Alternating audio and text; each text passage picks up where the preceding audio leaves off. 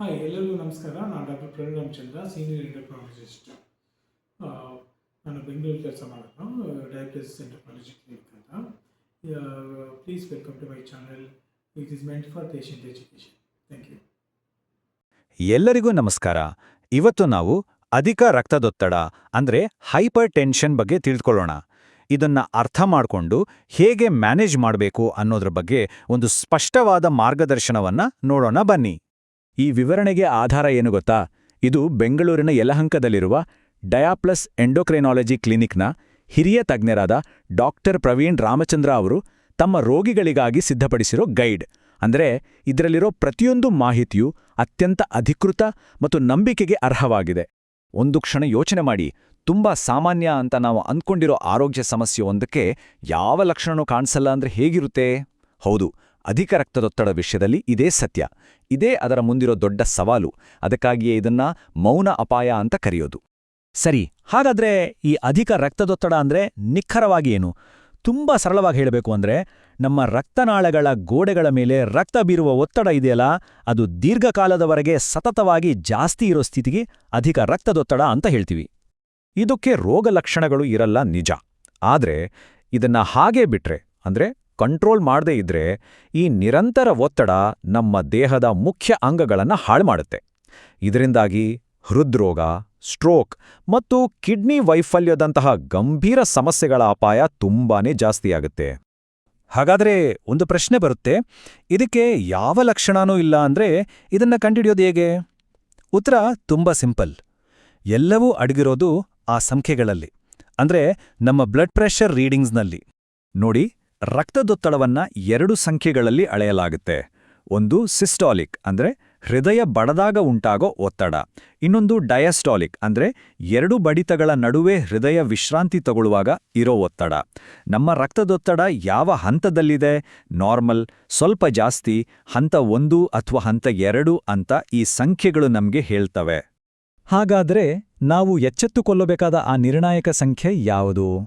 ನಮ್ಮ BP reading ಸತತವಾಗಿ 140/90 ಅಥವಾ ಅದಕ್ಕಿಂತ ಹೆಚ್ಚಿದ್ರೆ ಅದನ್ನ ಅಧಿಕ ರಕ್ತದೊತ್ತಡ ಅಂತ ದೃಢಪಡಿಸಲಾಗುತ್ತೆ. ಇದು ವೈದ್ಯಕೀಯವಾಗಿ ಒಂದು ಪ್ರಮುಖವಾದ ಗಡಿರೇಖೆ ಇದ್ದಾಗೆ. ಅಧಿಕ ರಕ್ತದೊತ್ತಡ ಬರೋಕ್ಕೆ ಮುಖ್ಯ ಕಾರಣಗಳು ಹೆಚ್ಚಾಗಿ ನಮ್ಮ ಜೀವನ ಶೈಲಿಯಲ್ಲೇ ಇವೆ. ಅತಿಯಾದ ಉಪ್ಪು ತಿನ್ನೋದು, ವ್ಯಾಯಾಮ ಮಾಡದೇ ಇರೋದು, ದೇಹದ ತೂಕ ಜಾಸ್ತಿ ಇರೋದು, ಸಿಗರೆಟ್ ಸೇದೋದು, ಮದ್ಯಪಾನ ಮತ್ತು ಮಾನಸಿಕ ಒತ್ತಡ ಇವೆಲ್ಲವೂ ಇದರಲ್ಲಿ ದೊಡ್ಡ ಪಾತ್ರ ವಹಿಸ್ತವೆ. ಸರಿ, ಈಗ ಚಿಕಿತ್ಸೆ ಬಗ್ಗೆ ಮಾತಾಡೋಣ. ಅಧಿಕ ರಕ್ತದೊತ್ತಡದ ನಿರ್ವಹಣೆಗೆ ಅಡಿಪಾಯವೇ ಜೀವನಶೈಲಿಯ ಬದಲಾವಣೆಗಳು. ಇದು ಮೊದಲ ಮತ್ತು ಅತ್ಯಂತ ಮುಖ್ಯವಾದ ಹೆಜ್ಜೆ. ಇದರಿಂದ ಕಂಟ್ರೋಲ್ ಆಗದಿದ್ದಾಗ ಮಾತ್ರ ಮುಂದಿನ ಹಂತವಾಗಿ ಔಷಧಿಗಳನ್ನು ಪರಿಗಣಿಸಲಾಗುತ್ತೆ. ಹಾಗಾದ್ರೆ ಆ ಜೀವನಶೈಲಿಯ ಬದಲಾವಣೆಗಳು ಯಾವುವು? ಇಲ್ಲಿ 5 ಪ್ರಮುಖ ಅಂಶಗಳಿವೆ. ಉಪ್ಪನ್ನು ಕಮ್ಮಿ ಮಾಡೋದು, ಒಳ್ಳೆ ಆಹಾರ ಸೇವಿಸೋದು, ನಿಯಮಿತವಾಗಿ ವ್ಯಾಯಾಮ, ಆರೋಗ್ಯಕರ ತೂಕ ಕಾಪಾಡಿಕೊಳ್ಳೋದು ಮತ್ತು ಕೆಟ್ಟ ಚಟಗಳಿಂದ ದೂರ ಇರೋದು. ಇವುಗಳನ್ನ ಪಾಲಿಸೋದು ತುಂಬಾನೇ ಮುಖ್ಯ. ಉಪ್ಪಿನ ಬಗ್ಗೆ ಹೇಳೋದಾದ್ರೆ ಒಂದು ಸ್ಪಷ್ಟವಾದ ಗುರಿ ಇದೆ. 1 ದಿನಕ್ಕೆ 5 ಗ್ರಾಂಕ್ಕಿಂತ ಕಡಿಮೆ ಉಪ್ಪನ್ನು ಸೇವಿಸಬೇಕು.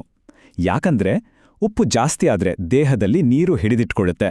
ಇದರಿಂದ ರಕ್ತದ ಪ್ರಮಾಣ ಜಾಸ್ತಿಯಾಗಿ ಒತ್ತಡವೂ ಹೆಚ್ಚಾಗುತ್ತೆ. ಉಪ್ಪಿನ ಹಾಗೆಯೇ ವ್ಯಾಯಾಮಕ್ಕೂ ಒಂದು ನಿರ್ದಿಷ್ಟ ಗುರಿಯಿದೆ ನೋಡಿ. ವಾರಕ್ಕೆ ಕನಿಷ್ಠ 150 ನಿಮಿಷಗಳು, ಅಂದ್ರೆ ದಿನಕ್ಕೆ ಸುಮಾರು 20-25 ನಿಮಿಷಗಳ ಕಾಲ ವೇಗದ ನಡಿಗೆಯಂತಹ ಮಧ್ಯಮ ಪ್ರಮಾಣದ ವ್ಯಾಯಾಮ ಮಾಡುವ ಗುರಿಯನ್ನ ಇಟ್ಕೊಳ್ಬೇಕು. ನಮ್ಮ ಬಿಪಿ ನಂಬರ್ಸ್ ತಿಳಿದುಕೊಳ್ಳೋದು ಎಷ್ಟು ಮುಖ್ಯವೋ ಅದನ್ನ ಸರಿಯಾಗಿ ಅಳೆಯೋದು ಕೂಡ ಅಷ್ಟೇ ಮುಖ್ಯ. ಯಾವಾಗಲೂ ಸ್ವಲ್ಪ ಹೊತ್ತು ವಿಶ್ರಾಂತಿ ತೆಗೆದುಕೊಂಡ ನಂತರ ತೋಳನ್ನ ಹೃದಯದ ಮಟ್ಟದಲ್ಲಿ ಇಟ್ಕೊಂಡು ಪರೀಕ್ಷಿಸಬೇಕು. ಇನ್ನು ನಿಖರತೆಗಾಗಿ 2 ಅಥವಾ 3 ರೀಡಿಂಗ್ಸ್ ತೆಗೆದು ಅದರ ಸರಾಸರಿ ನೋಡೋದು ಒಳ್ಳೆಯದು. ಕೊನೆಯಲ್ಲಿ ಈ ಮಾರ್ಗದರ್ಶಿಯ ಒಂದು ಪ್ರಮುಖವಾದ ಮಾತನ್ನ ನೋಡೋಣ. ಮುಂದೆ ಬರುವ ಸಮಸ್ಯೆಗಳನ್ನ ತಪ್ಪಿಸಲು ಆರೋಗ್ಯಕರ ಅಭ್ಯಾಸಗಳನ್ನ ಮೊದಲೇ ಅಳವಡಿಸಿಕೊಳ್ಳಿ. ಇದು ಕೇವಲ ಒಂದು ಸಲಹೆ ಅಲ್ಲ, ಇದು ನಮ್ಮ ಆರೋಗ್ಯಕ್ಕೆ ನಾವು ಮಾಡಿಕೊಳ್ಳೋ ಒಂದು ಹೂಡಿಕೆ. ಈ ವಿವರಣೆಯನ್ನು ಮುಗಿಸುವ ಮೊದಲು ಒಂದು ಪ್ರಶ್ನೆ. ನಮ್ಮ ಆರೋಗ್ಯವನ್ನು ಸುಧಾರಿಸಲು ಇವತ್ತಿನಿಂದಲೇ ನಾವು ಶುರು ಮಾಡಬಹುದಾದ ಒಂದು ಸಣ್ಣ ಆರೋಗ್ಯಕರ ಅಭ್ಯಾಸ ಯಾವುದು? ಇದರ ಬಗ್ಗೆ ಯೋಚನೆ ಮಾಡಿ. ಆ ಮೊದಲ ಹೆಜ್ಜೆಯನ್ನು ಇವತ್ತೇ ಇಡೋಣ.